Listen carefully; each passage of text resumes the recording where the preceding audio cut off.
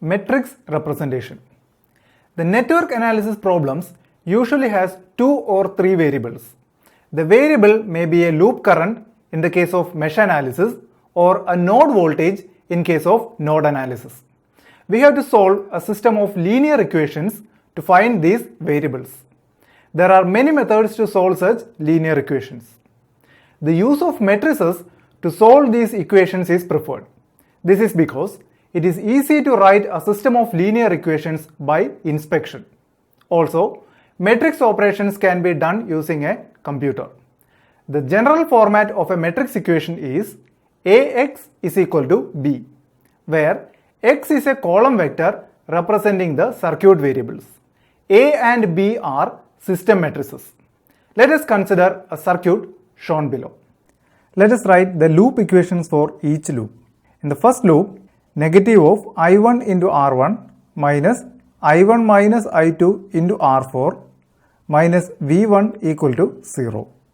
Rearranging I1 into R1 plus R4 minus I2 into R4 equal to negative V1. Let this be equation 1. In loop 2, negative of I2 minus I1 into R4 minus I2 into R2 minus I2 minus I3 into R5 equal to 0. Rearranging negative I1 into R4 plus I2 into R4 plus R2 plus R5 minus I3 into R5 equal to 0. Let this be equation 2.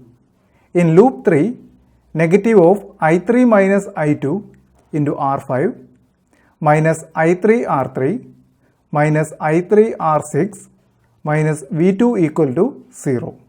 Rearranging negative I2 R5 plus I3 into R3 plus R5 plus R6 equal to negative V2. Let this be equation 3.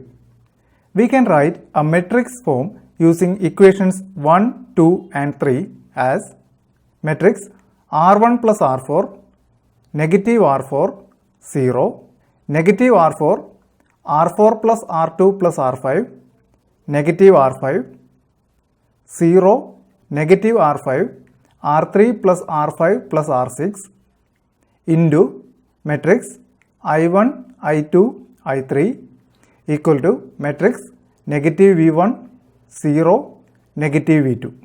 This is very similar to the Ax equal to B matrix representation we introduced earlier. Here, A is a square matrix consisting only of the resistor values. X is a column vector of currents, the circuit variable. B is another column vector of the source voltages. Let us take each one individually. The resistor matrix is a 3 by 3 square matrix. There are 3 circuit variables in the problem. The diagonal elements of this matrix is the sum of all resistive elements in that particular loop. For example, diagonal element in row 2 is the sum of all the resistive elements in loop 2.